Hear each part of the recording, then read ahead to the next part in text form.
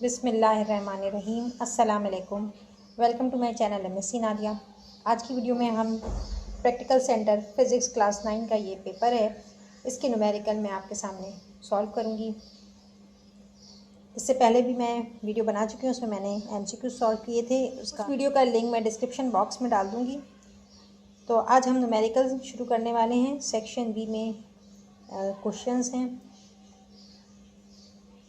Section B question number 9। Question number 9 से जो है वो स्टार्ट हो रहे हैं न्यूमेरिकल। क्वेश्चन नंबर 9 है और ये और करके दिया हुआ है, तो ये मैं आपको सारे सॉल्व करवाऊंगी। ठीक है, ये तो इन्होंने इंपॉर्टेंट दिए हैं तो उस हिसाब से और लगाया हुआ है। हमें पूरे सॉल्व करने हैं, तमाम जितने भी न्यूमेरिकल हैं सब सॉल्व करने हैं। What is the mass of a solid iron ranking ball of radius 18 centimetre if the density of iron is 7.8 ग्राम पर cm3। अब यहाँ आपको एक बॉल है, इसका रेडियस आपको दिया हुआ है 18 सेंटीमीटर, डेंसिटी आपको बॉल की दी हुई है कि कितनी है 7.8 ग्राम पर cm3। आपको मास मालूम करना है बॉल का। ठीक है, तो मास के लिए फॉर्मूला है, सबसे पहले हम डेटा जो है वो उतार लेते हैं। आपको क्या दिया हुआ है, रेडियस, बॉल का रेडियस दिया हुआ है, तो रेडियस को स्मॉल r से शो करते हैं। रेडियस कितना है 18 सेंटीमीटर। और डेंसिटी आयरन बॉल की आपको दी हुई है, डेंसिटी को रो से शो करते हैं। ठीक है, रो इक्वल टू 7.8 ग्राम पर cm3। ठीक है, और अब आपने मालूम क्या करना है, mass of the ball. Mass of ball जो है वो आपने मालूम करना है। बहुत आसान से न्यूमेरिकल है ये। यहाँ पर आपको मालूम होना चाहिए कि डेंसिटी का फॉर्मूला क्या है। Density equal to mass upon volume. अब यहाँ हमें मास को मालूम करना है। मास मालूम करना है तो क्या करेंगे, ये v जो है वो इस तरफ आ जाएगा। मास को मालूम करने के लिए वॉल्यूम को हम इज इक्वल टू के दूसरी तरफ ले जाएंगे, तो यहाँ पर क्या हो जाएगा, mass rho multiply by v equal to mass. अब यहाँ पर हमें वॉल्यूम नहीं मालूम है, हमें सिर्फ रेडियस दिया हुआ है, बॉल का रेडियस दिया हुआ है। तो वॉल्यूम हम किस तरह से मालूम करेंगे, तो किसी भी गोल चीज़ का वॉल्यूम मालूम करने का एक फॉर्मूला होता है, फॉर वॉल्यूम फॉर्मूला अप्लाई करेंगे। Volume equal to 4/3 pi r cube. 4/3 pi की वैल्यू क्या होती है 3.14, या फिर 22/7 भी लिख सकते हैं। पाई की वैल्यू होती है, दोनों पाई की वैल्यू अगर 22/7 को डिवाइड कर लें तो 3.14 आएगा। रेडियस आपको यहाँ पर दिया हुआ है, कितना है 18 है, बॉल का रेडियस 18 है। 18 का क्यूब ले लेंगे। अब बस आपने कैलकुलेट कर लेना है, यहाँ पर 18 का क्यूब ले लें कैलकुलेटर में।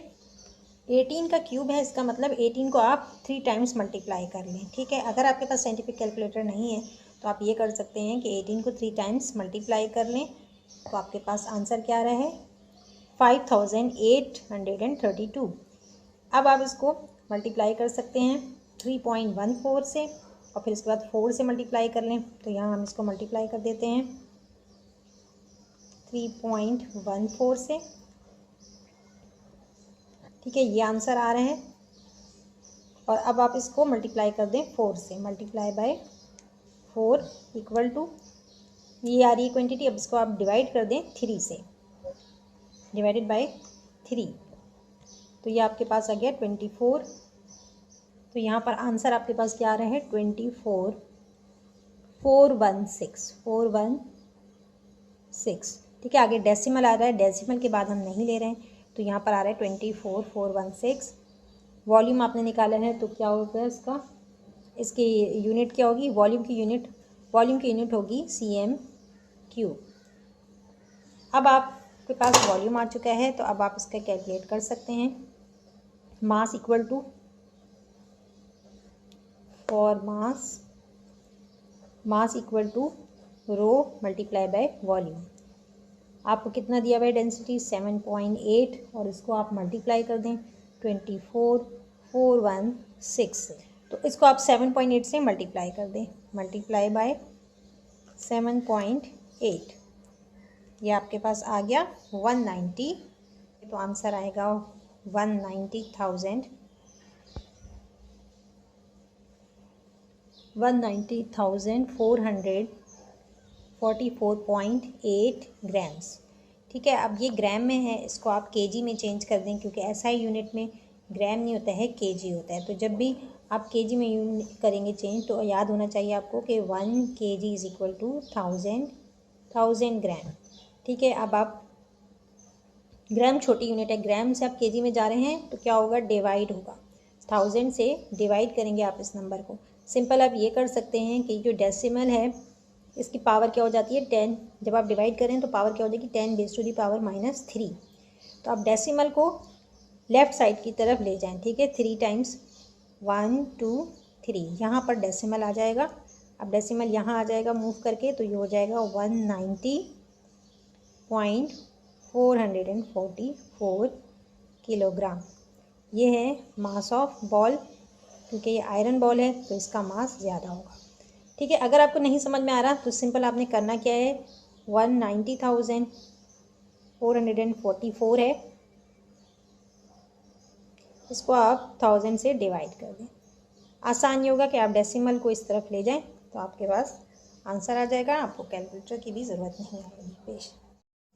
अब इसके बाद नेक्स्ट है, a bus is moving on a road with 15 meter per second and it accelerate at 5 meter per second. Find the velocity of the bus after 6 seconds. बहुत ही ईजी है। ठीक है, आपको इनिशियल वेलोसिटी दी हुई है 15 मीटर पर second, acceleration कितनी है 5 मीटर पर सेकेंड स्क्वायर। फाइनल वेलोसिटी आपको मालूम करना है और आपको टाइम भी दिया हुआ है 6 सेकेंड। तो यहाँ पर क्या कौन सा फॉर्मूला अप्लाई करेंगे, Newton's first law of motion.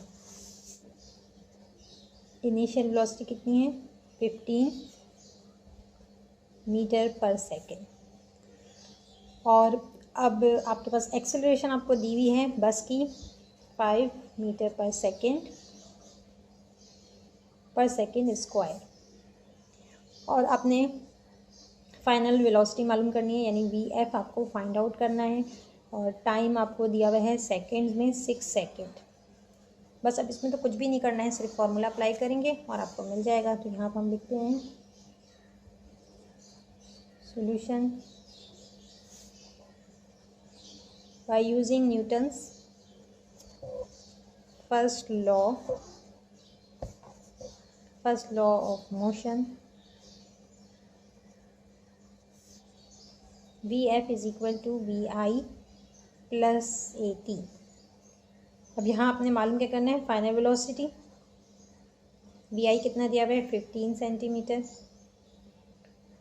Initial velocity है 15 मीटर पर सेकेंड, और एक्सेलरेशन है 5 मीटर पर सेकेंड स्क्वायर। टाइम आपको 6 सेकेंड दिया हुआ है। सिंपल आपने इसको कैलकुलेट करना है, 5 6 30, फाइनल वेलोसिटी कितनी आ रही है 45 मीटर पर सेकेंड। यह आ गया answer.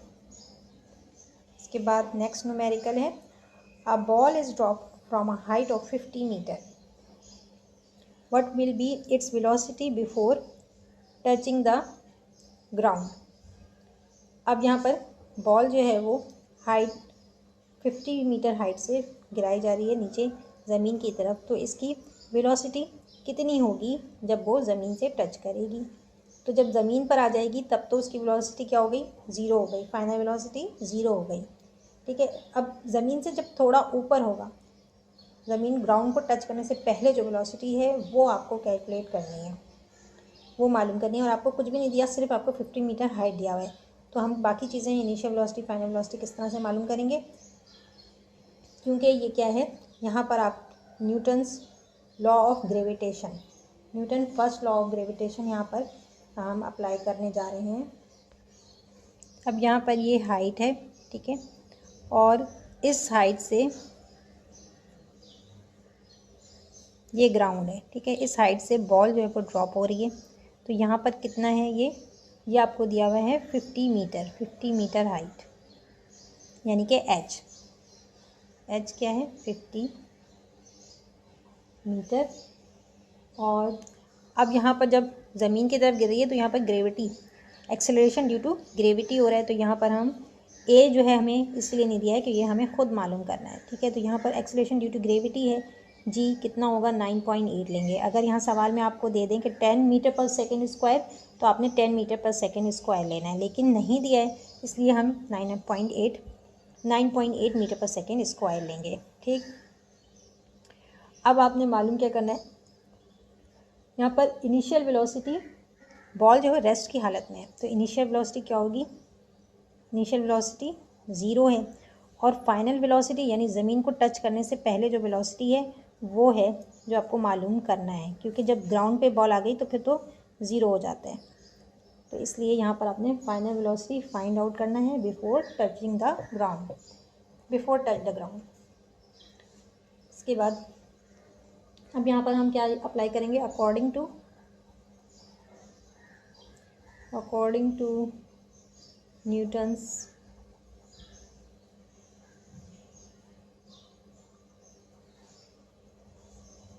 Third law of gravitation. लेकिन थर्ड लॉ क्या है, उसी को हम ग्रेविटेशन के उसमें चेंज कर लेते हैं।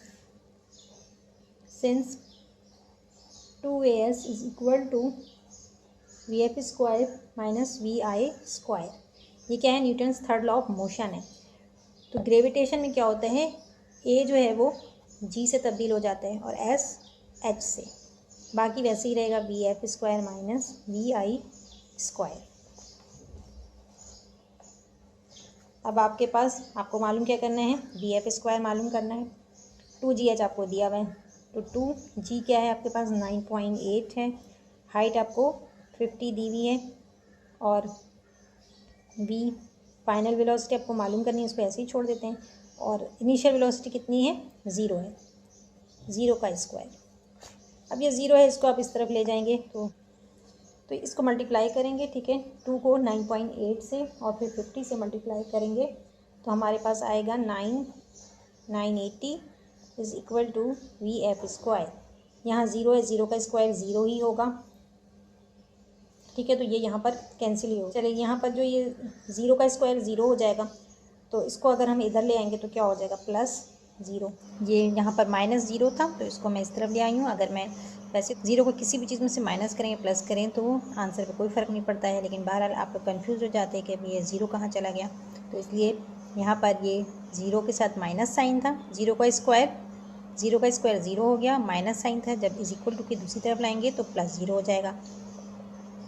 980 में 0 प्लस करेंगे तो क्या आएगा आंसर, 980 ही आएगा, 980 आएगा vf स्क्वायर। अब हमें मालूम क्या करना है, vf स्क्वायर ने सिर्फ हमें फाइनल वेलोसिटी मालूम करनी है, उसका स्क्वायर नहीं मालूम करना। तो यहाँ पर स्क्वायर ख़त्म करने के लिए हम क्या करेंगे, टेकिंग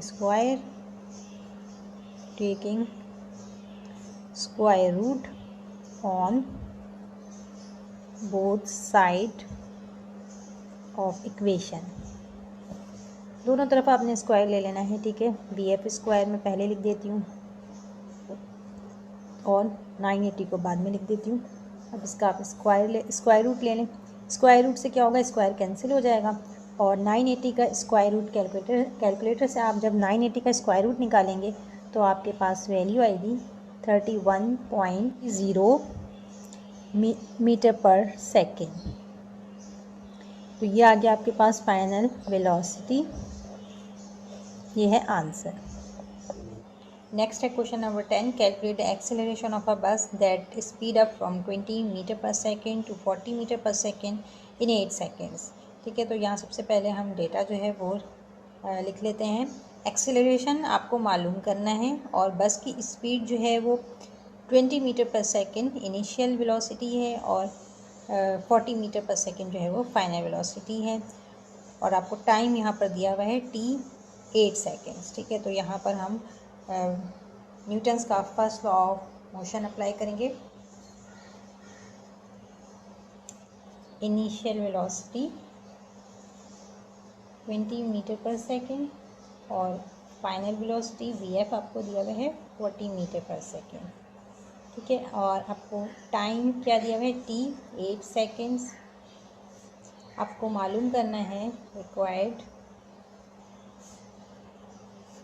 एक्सेलरेशन ए आपको फाइंड आउट करना है। According to Newton's first law of motion, इसका फर्स्ट लॉ ऑफ मोशन क्या है? Final velocity equal to v i plus a t. अब यहाँ पर आपको फाइनल वेलोसिटी भी दी हुई है, इनिशियल भी दी हुई है, टाइम भी दिया हुआ है। आपको क्या मालूम करना है? एक्सेलरेशन। तो आप एक्सेलरेशन को अलग अलग कर लें, ठीक है। यहाँ पर क्या हो जाएगा कि वी आई इस तरफ चला जाएगा, इनिशियल वेलोसिटी जो है वो इसको हम इस तरफ ले जाएंगे, तो साइन क्या हो जाएगी? यहाँ पॉजिटिव है, इधर नेगेटिव हो जाएगी। इक्वल टू, अब यहाँ पर इनिशियल वेलोसिटी हम इस तरफ ले गए तो सिर्फ ए टी बचा। अब यहाँ पर आप टी को आप अलग कर दें, ठीक है। आपको एक्सेलरेशन मालूम करना है ना, तो टी को भी इस तरफ ले आएंगे, तो कैसे हो जाएगा? V f minus v i divided by t equal to acceleration, ठीक है। मैंने आपको फॉर्मूले को चेंज करना भी यहाँ पर बता दिया है ताकि आपको कोई कन्फ्यूजन ना हो। अब एक्सेलरेशन किसके बराबर है? V f minus v i upon t. Final velocity आपको कितनी दी हुई है? 40 मीटर पर सेकेंड, और इनिशियल वेलोसिटी 20 दी हुई है अपॉन टाइम 8 सेकेंड, ठीक है। 8 सेकेंड टाइम है। 40 में से 20 माइनस करेंगे तो 20 अपॉन 8 आएगा। 20 को 8 से मल्टीप्लाई कर दें तो एक्सेलरेशन आपके पास आ रहा है, acceleration is equal to 2.5 metre पर सेकेंड स्क्वायर। यूनिट है, ये याद होना चाहिए आपको, एक्सेलरेशन की यूनिट मीटर पर सेकेंड स्क्वायर है। ये आ गया आंसर। बहुत इजी न्यूमेरिकल है, इसमें कोई मुश्किल नहीं है। क्वेश्चन नंबर 10 का हमने फर्स्ट पार्ट कर लिया। अब ये और के साथ जो दूसरा सवाल दिया हुआ है, a car is moving on a road with velocity 30 metre पर second, when brakes are applied its velocity decreases at a rate of 6 metre पर second. Find the distance it will cover before coming to rest. इस सवाल में आपको initial velocity आपको 30 metre पर second दी हुई है, और ब्रेक्स अप्लाइड यानी कि स्टॉप हो जाएगी। फाइनली कार जो है वो स्टॉप हो रही है, तो फाइनल वेलोसिटी क्या हो जाएगी? 0। अब जब ब्रेक अप्लाई कर रहे हैं तो वेलोसिटी डिक्रीज़ हो रही है at a rate of 6 metre पर सेकेंड स्क्वायर। यहाँ पर पर सेकेंड स्क्वायर होना चाहिए था, ये सवाल में मिस्टेक है, ठीक है। 6 मीटर पर सेकेंड स्क्वायर यानी ये एक्सेलरेशन है।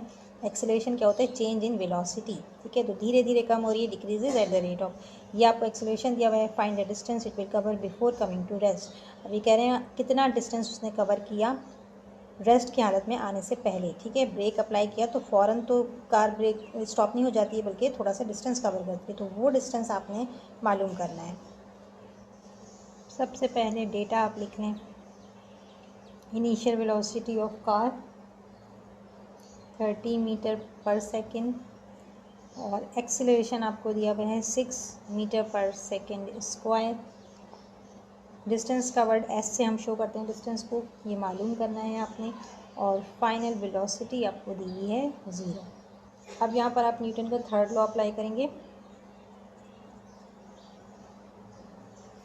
According to Newton's third law of motion, third law of motion क्या था? 2as is equal to v f square minus v i square, ठीक है। सेकेंड लॉ ऑफ मोशन में भी उससे भी हम s कैलकुलेट कर सकते हैं। s is equal to v i t plus half a t square, ठीक है। तो वहाँ पर आपको क्या चाहिए? टाइम भी चाहिए। तो इसमें आपको टाइम कहीं भी नहीं दिया हुआ न्यूमेरिकल में, तो इसलिए हम ये वाला फॉर्मूला अप्लाई करेंगे, सही। अब यहाँ पर एक्सेलरेशन कितना दिया हुआ है? 6 है, तो इसको 6 से मल्टीप्लाई करेंगे, और s हमें मालूम करना है, इसको ऐसे ही रहने देंगे। वी एफ स्क्वायर हमारे पास 0 है, 0 का स्क्वायर, और इनिशियल वेलोसिटी 30 है, 30 का स्क्वायर ले लेंगे। 2 6 12, यहाँ पर 12 s हो गया, और 0 का स्क्वायर 0 ही होता है। 30 का स्क्वायर क्या होगा? 900। 900 में से 0 माइनस, यहाँ पर 900 ही लिखेंगे, ठीक है। अब s हमें फाइंड आउट करना है, तो ये 12 जो है वो इज इक्वल टू के दूसरी तरफ आ जाएगा, यहाँ डिवाइड होगा, ये इसको डिवाइड कर देंगे 12 से 900 को, तो एस फाइंड एस आ रहा है 75 मीटर। ठीक है, यूनिट क्या है, डिस्टेंस की यूनिट है मीटर। ये आ गया आंसर। क्वेश्चन नंबर 10 का हमने पहला और दूसरा पार्ट कर लिया। तीसरा है a copper rod 15 metre long is heated so that its temperature changes from 30 degree centigrade to 85 degree centigrade. Find the change in the length of the rod. The coefficient of linear expansion of copper is, यहाँ पर आपको दिया हुआ है 17 into 10⁻⁻6 पर coulomb. अब ये numerical कहाँ से है, ये है थर्मल एक्सपेंशन। ठीक है, चैप्टर लास्ट चैप्टर है थर्मल एक्सपेंशन, वहाँ से ये न्यूमेरिकल लिया हुआ है। ठीक है, वहाँ आपने पढ़ा होगा थर्मल एक्सपेंशन में एक होता है लीनियर एक्सपेंशन और दूसरा होता है वॉल्यूमेट्रिक एक्सपेंशन। ठीक है, अगर किसी रॉड को हीट देते हैं, ठीक है, तो लीनियर एक्सपेंशन किसके लिए होता है कि अगर कोई रॉड है तो उसके लिए हम लीनियर एक्सपेंशन का फॉर्मूला अप्लाई करते हैं। ठीक है, और अगर कोई वॉल्यूमेट्रिक चेंज आ रहा है, क्योंकि रॉड में क्या होता है, रॉड में लेंथ में चेंज आता है जब आप हीट करते हैं, हीट अप करते हैं उससे, तो उसकी लेंथ चेंज होती है। तो यहाँ पर हम लीनियर एक्सपेंशन का फॉर्मूला अप्लाई करते हैं। लेकिन अगर कोई क्यूब है, ठीक है, कोई सॉलिड क्यूब है, उसको आप हीट करते हैं तो क्या होता है, उसमें वॉल्यूमेट्रिक एक्सपेंशन आता है, यानी वॉल्यूमेट्रिक चेंज आ रहा होता है। तो वहाँ पर आप वॉल्यूमेट्रिक एक्सपेंशन का फॉर्मूला अप्लाई करते हैं। तो इसमें जो है आपने कौन सा फॉर्मूला अप्लाई करना है, लीनियर एक्सपेंशन का फॉर्मूला अप्लाई करेंगे। आपको लेंथ दी हुई है 15 मीटर और यहाँ पर आपको चेंज ऑफ टेम्परेचर बता रहे हैं 30 डिग्री सेंटीग्रेड टू 85, और आपने मालूम क्या करना है, फाइंड द चेंज, लेंथ में जो चेंज आ रहा है वो मालूम करना है। और कोफिशिएंट ऑफ लीनियर एक्सपेंशन आपको यहाँ पर दिया हुआ है जिसे हम अल्फ़ा कहते हैं। कोफिशिएंट जो है लीनियर एक्सपेंशन का वो अल्फ़ा होता है, अगर वॉल्यूमेट्रिक चेंज आ रहा होता तो उसके लिए बीटा होता है। कॉपर रॉड की लेंथ कितनी दी हुई है, यानी एल आपको दिया हुआ है 15 मीटर, और आपको टेम्परेचर, चेंज इन टेम्परेचर दिया हुआ है तो उसको हम T1 से लिखेंगे। T1 क्या है 30 डिग्री सेंटीग्रेड, और T2 85 डिग्री सेंटीग्रेड। ठीक है, आपको मालूम क्या करना है, चेंज इन लेंथ यानी डेल्टा एल, चेंज को हम डेल्टा एल से शो करते हैं, ये हमें मालूम करना है। और हमें कोफिशिएंट ऑफ लीनियर एक्सपेंशन दिया हुआ है 17 इंटू 10⁻⁻6 पर कूलम। यहाँ पर आप फॉर्मूला अप्लाई करेंगे, linear expansion, formula of linear expansion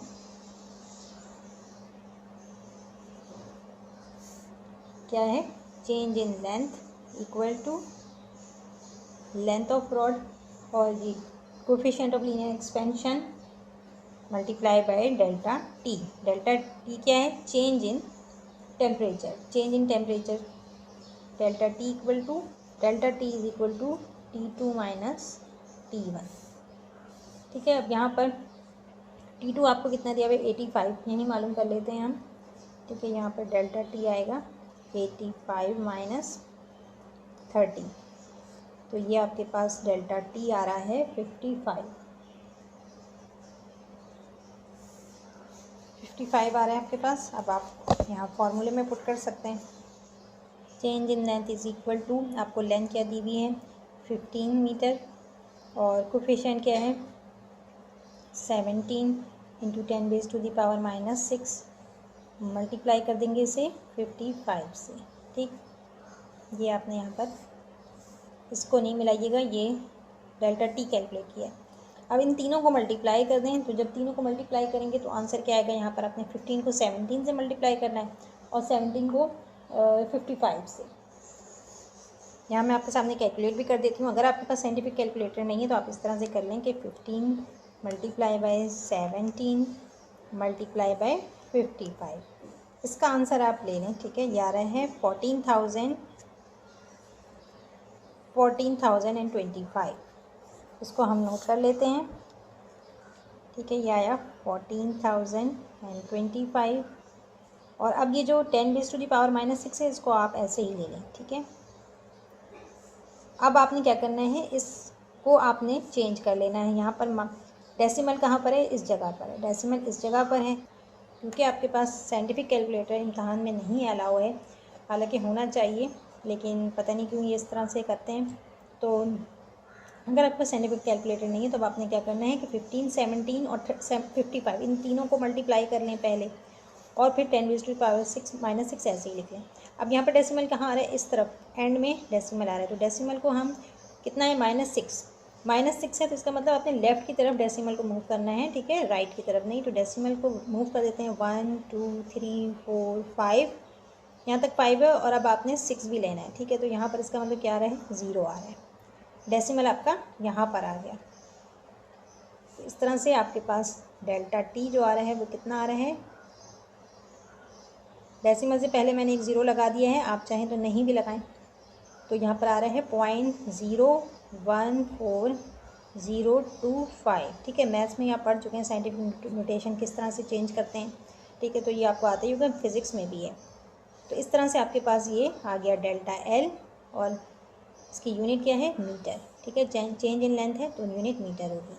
यहाँ आप काउंट भी कर लें, -6 है तो कितने डिजिट पीछे लेके गए हैं, 1 2 3 4 5 6, और जब माइनस साइन होती है तो नंबर छोटा हो जाता है। यहाँ देखें आप 14,000 था, यहाँ पर आप देखें 14,000 था, अब क्या हो गया है, ये 0.0140, बहुत ही छोटा हो गया, ठीक है। तो ये -6 को शो कर रहा है, अगर प्लस होता तो नंबर बड़ा हो जाता। ये आ गया आंसर आपका। क्वेश्चन 11 स्टार्ट कर रहे हैं। Find the momentum of a body of mass 6 kg with a velocity 25 metre पर सेकेंड। बहुत आसान है, मोमेंटम आपने कैलकुलेट करना है, बॉडी का मास और वेलोसिटी आपको दी हुई है। तो मोमेंटम का फॉर्मूला मालूम होना चाहिए, momentum equal to mass into velocity. बस सिंपल आपको 6 मास को वेलोसिटी से मल्टीप्लाई कर देना है, यानी 6 को आपको 25 से मल्टीप्लाई कर देना है, आंसर आ जाएगा। तो यहाँ पर हम फॉर्मूला अप्लाई करेंगे, momentum is equal to momentum p से डिनोट करते हैं, और यहाँ पर क्या है, mass into velocity. Mass 6 kg दिया हुआ है और वेलोसिटी आपके पास है 25, दोनों को मल्टीप्लाई करेंगे तो मोमेंटम क्या आएगा आपके पास, 150। मास का यूनिट है kg और वेलोसिटी कितना है, मीटर पर सेकेंड। ये आपके पास आ गया आंसर। अब यहाँ पर दूसरा सवाल है और के साथ, a force of 3,400 Newton is applied in a body of mass 850 kg, find the acceleration produce by the force. अब यहाँ पर आपने मालूम करना है एक्सेलरेशन, और आपको दिया हुआ है फोर्स दिया हुआ है और मास दिया हुआ है, ठीक है। तो आपने फॉर्मूला पढ़ा ही होगा, F is equal to mass into acceleration. ये फॉर्मूला यहाँ पर हम अप्लाई करेंगे। सबसे पहले डेटा नोट डाउन कर लें। फोर्स आपको दिया हुआ है 3,400 न्यूटन, मास आपको दिया हुआ है 850 kg, एक्सेलरेशन आपको मालूम करना है। तो अकॉर्डिंग टू न्यूटन्स लॉ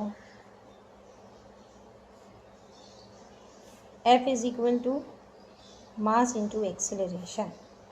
अब यहाँ हमें F और M मालूम, फोर्स और मास मालूम है, एक्सेलरेशन मालूम करना है, तो हम क्या करेंगे कि F/m इक्वल टू A। यहाँ हमने A को सेपरेट कर लिया क्योंकि A हमें मालूम करना है। तो फॉर्मूला क्या हो जाएगा, A is equal to F/m।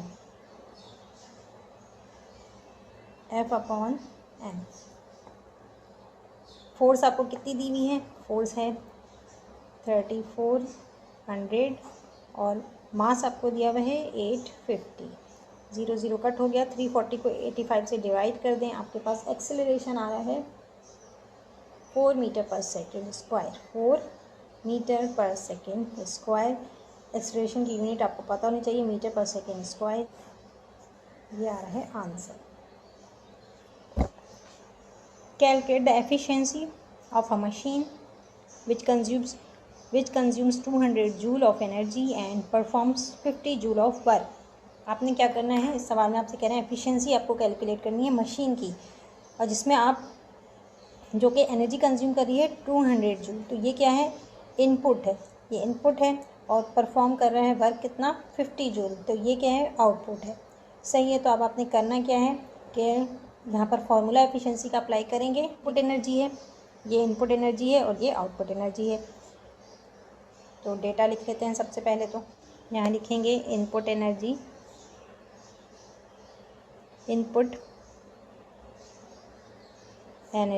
ये क्या है, E1 200 जूल है, और आउटपुट एनर्जी कितनी है,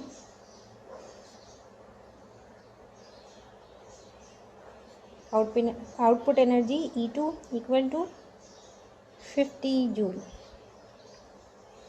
कैलकुलेट क्या करना है आपको, रिक्वायर्ड एफिशिएंसी